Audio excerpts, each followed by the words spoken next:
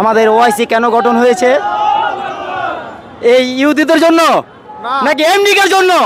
আমাদের কেন এই ওআইসি গঠন করা হয়েছে? 58টা রাষ্ট্রপ্রধান কি করছে? তারা আজ পর্যন্ত এই ফিলিস্তিনের বিষয় নিয়ে কোনো নাক গলায় নাই, কোনো উচ্চ ধরনের পদক্ষেপ নেয় নাই। কেন? তারা হিজলার পরিচয় দিচ্ছে। আমরা এই ওআইসি মানি না, এই হিজলা ওআইসি কখনো মানি না। কারণ ফিলিস্তিন ধ্বংস হলে কি তারা হিজলাগিরি ছেড়ে দিবে? ফিলিস্তিনের মানুষ ধ্বংস মেরে ফেললে তারা হিজলাগিরি ছেড়ে বেরিয়ে আসবে? আর তারা কি? তারা দালাল, তারা এই ইহুদিদের দালাল। তারা মনে করছে ফিলিস্তিন শেষ দখল করার পরে আমাদের কিছু বলবে না। আপনারা নিশ্চিত থেকেন না, তারপরে আপনাদের জমিন দখল করা হবে। অলরেডি বলেছে সজিদে জায়গা আছে, মরুভূমি আছে, সেখানে ফিলিস্তিনকে দেন। আপনারা এদিকে মাথা ঢোকে না, আপনার মাথা ঢোকে না। এখন তারা ফিলিস্তিন দখল ছাড়াই তারা বলতেছে সৌদি জায়গা আছে, মিশরের জায়গা আছে, ওখানে তাদেরকে করেন। আপনার মাথায় কি গুলি ঢোকে না? আপনারা কেন হিজলে বসে আছেন? আপনারা ইরানের পাশে দাঁড়ান, আপনারা ইরানের পাশে দাঁড়ান, আপনারা হুদির পাশে দাঁড়ান, তাদের দেখেন, ফলো করেন। আপনারা মনে করবেন না এই ইহুদিরা মুসলমানদের ছেড়ে দিবে? এরা একে একে সবাইকে ধ্বংস করবে। আপনারা সোচ্চার হন, বিশেষ করে সোচ্চার হন। আপনারা হিজলাগিরি ছেড়েন।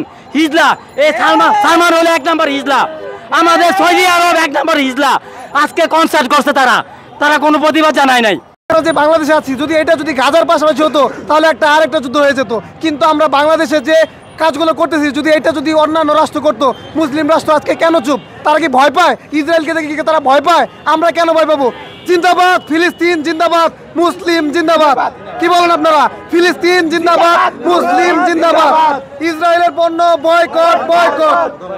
আমরা এই আজকে আজাহারি সাপের এবং এই সমাবেশের উপলক্ষে যে ফিলিস্তিনি নির্মমতা চলছে তার প্রতিবাদে এবং তার এই একাত্ম ঘোষণা করা মুসলিম জাতি তাতে রুখে দাঁড়ায়। একজন বাবা তার সন্তানকে লাশ নিয়ে দাঁড়িয়ে থাকা কতটা কষ্টে, কতটা বেদনাদায়ক একজন বাবাই সেটা বুঝে। আমরা আজ চেয়ে দেখতেছি আরব বিশ্ব কি করছে। আজ আরব বিশ্ব কি মাথা জাগায় না এখনো? আমরা কি আরব বিশ্বের কাছে এটা চাই না যে মুসলিম জাতি মাথা উঁচু করে দাঁড়িয়ে থাকুক? কিন্তু আমরা আজকে সেটা চেয়ে দেখতেছি মুসলিমকে হত্যা করছে এই ইহুদি যেন আরব বিশ্বাসরা।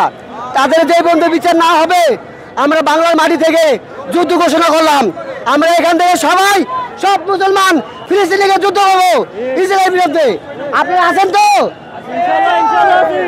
শুনেন, মানবতার দিক থেকে বিবেচনা করে দেখেন, আমাদের এখানে খাবার বস্ত্র সবই আছে, কিন্তু তারা কিছুই পাচ্ছে না। তারা অনাহারে বস্ত্র অভাবে, পানির অভাবে তারা মৃত্যুবরণ করছে। তাদেরকে ত্রাণও যোগাতে দিচ্ছে না ইসরায়েলি ইহুদিরা। এখন আপনাদের কাছে একটা প্রশ্ন, মুসলিম জাতির বিবেক, আপনারা কি করলে এর সমাধান হবে? জাতিসংঘ কি চুপ করে বসে থাকবে? মুসলিম জাতি কি বসে থাকবে? আমরা এর প্রতিবাদ করবো না? আজকে আরব বিশ্ব নাকে তেল দিয়ে ঘুমাচ্ছে। এই সৌদি আরব, এই যে কাতার, এত তো বড় বড় রাষ্ট্র আছে, তারা প্রতিবাদ করলে, তারা যদি মুসলিমদের পাশে থাকে, তাহলে আমাদের অত্যাচার জুলুম সহ্য করতে হতো না।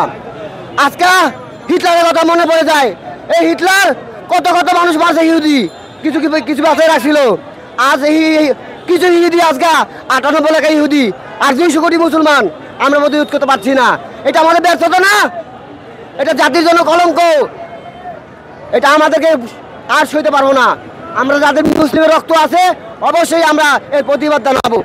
আপনারা সকলে অবগত আছেন, ফিলিস্তিনে গাজায় আমাদের বাইতুল মুকদ্দাস, সেখানে ইসরায়েলি সন্ত্রাসীরা মুসলমানদের উপর যে নির্বিচারে পাখির মতো গুলি করে হত্যা করেছে এবং লক্ষ লক্ষ সেখানে মুসলিমদেরকে নির্বিচারে পাখির মতো গুলি করে হত্যা করা হচ্ছে, তার প্রতিবাদে আজকে আমরা মার্চ ফর গাজা এই কর্মসূচিতে অংশগ্রহণ করেছি।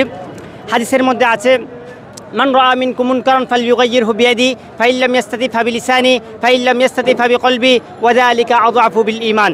হাদিসের মধ্যে আছে, তোমাদের মধ্যে কেউ যদি কোনো অন্যায় করে থাকে, যদি তোমাদের সামর্থ্য থাকে, তোমরা সেটা হাত দ্বারা প্রতিহিত করবে। যদি তোমাদের সেটা সামর্থ্য না থাকে, সেটা তোমরা মুখ দ্বারা প্রতিহিত করবে। আজকে আমাদের সামর্থ্য নাই, আমরা ফিলিস্তিনে গিয়ে সেখানে যুদ্ধ করার সে শক্তি সামর্থ্য আমাদের নাই। সেজন্য আজকে আমরা মুখ দিয়ে প্রতিবাদ করার জন্য এখানে এসেছি।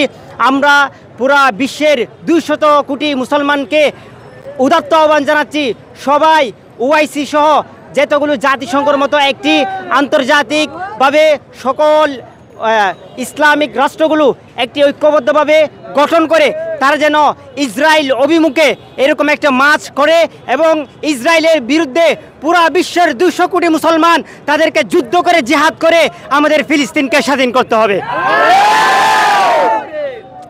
সম্মানিত উপস্থিতি, আপনারা দেখেছেন আরও দুঃখজনকভাবে আমরা লক্ষ্য করছি আজকে বর্বর ইসরায়েলের সন্ত্রাসীরা যখন ফিলিস্তিনের উপর এইভাবে নির্বিচারে পাখির মতো গুলি করে হত্যা করতেছে, কিন্তু আমরা দুঃখজনকভাবে লক্ষ্য করছি আরব দেশগুলো তারা নিশ্চুপ হয়ে বসে আছে। আমরা বাংলাদেশ থেকে উদাত্ত আহ্বান জানাচ্ছি সকল সৌদি আরব, ওমান, আরব আমিরাত সহ যতগুলো আরব দেশ আছে, আপনারা সকলেই ঐক্যবদ্ধভাবে ইসরায়েলের এই গণহত্যার বিরুদ্ধে সোচ্চার ভূমিকা পালন করুন। সকল আরব কান্ট্রি ঐক্যবদ্ধভাবে আপনারা অস্ত্র শক্তিশালী হয়ে ইসরায়েলের বিরুদ্ধে জিহাদের ঘোষণা দিন।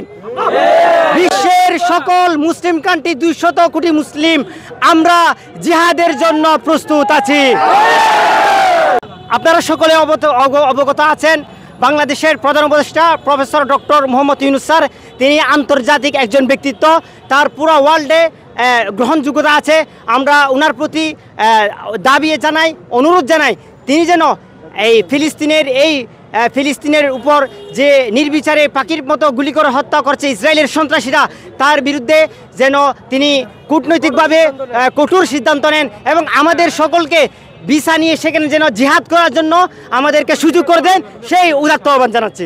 ভাই, আমরা সকল বাংলাদেশ একটি মুসলিম কান্ট্রি, 90% মুসলিম কান্ট্রি, আমরা সবাইকে অনুরোধ জানাচ্ছি যে ইসরায়েলি যে পণ্যগুলো আছে, যে কোকাকোলা সহ অনেকগুলো পণ্য, এই যেন আমাদের কোনো মুসলিম যেন এই ধরনের পণ্যগুলো না কিনে। সকল মুসলিমদের প্রতি আমাদের উদাত্ত আহ্বান এবং সকল দোকান তারা যেন ইসরায়েলের কোনো প্রোডাক্ট যেন না কিনে। এটা হচ্ছে আমাদের ইমানি দায়িত্ব এবং কর্তব্য।